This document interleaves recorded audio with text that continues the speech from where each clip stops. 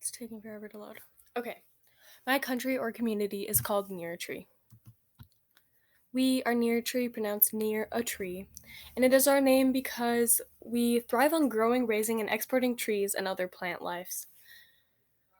Um, do you get it? Near a tree because you're always near a tree in near a tree. We have a population of 1 million people, and our flag is a tree with shades of blue and white background, and the tree is red. The blues symbolize serenity, stability, inspiration, or wisdom. White symbolizes purity and innocence, and the red of the tree symbolizes life, health, courage, and love. And we put all of this together into our flag to showcase our community and show what we strive to be.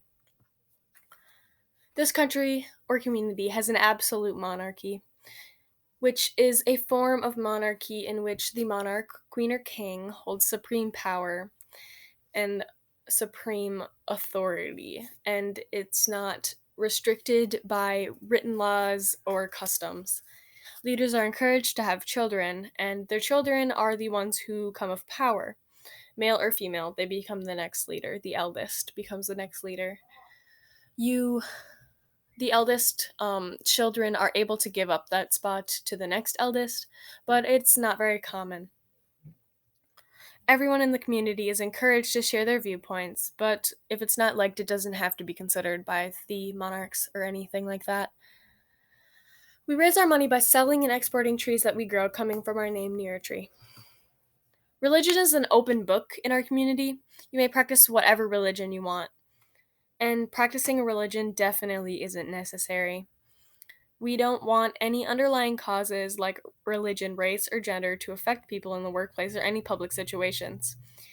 With that being said, we ask our citizens to keep their religious beliefs within their homes, but that's also not required.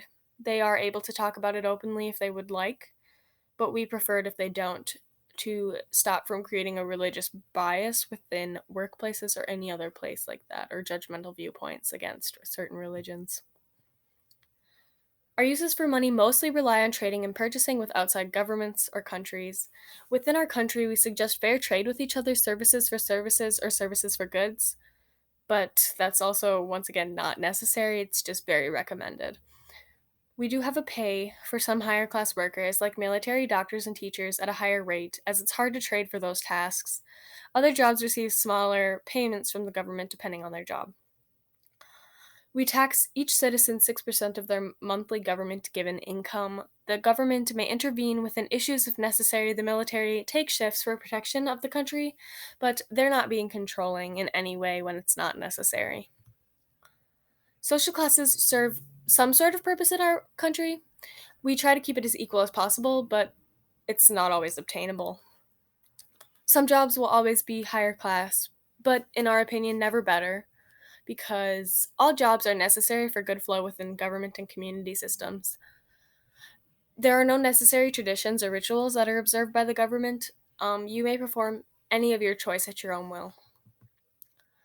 Children within our government system are required to attend school because, in our eyes, education is a very important aspect in the growing and continuing of a society, and the children are our future. They are the future of our government system. Their education will be focused on people skills, learning to accept others and be non judgmental. They will learn how to become self aware, feel for others, and learn the basics. All students, male or female, will learn how to cook, clean, sew, read, write, hunt, communicate healthily. We appoint the wisest as teachers for students as they get older. The younger students will receive teachers who want the job and are willing to teach the young and strive for that teaching passion and want to help them learn to communicate with each other. And all teachers are paid, as I've said before. We do have a military, and they keep our borders secure and citizens safe. Our borders aren't necessarily heavily armed, but they are decently armed because we want to keep ourselves safe and secure. We have our rules and laws enforced by our military, which is a policing military for this. And it's a lower power military who is there to make sure the public is safe and treating each other with respect and following protocols. They are not there to make things worse, they're there to help. And they will enforce laws, but they're not horribly strict. And that is my community.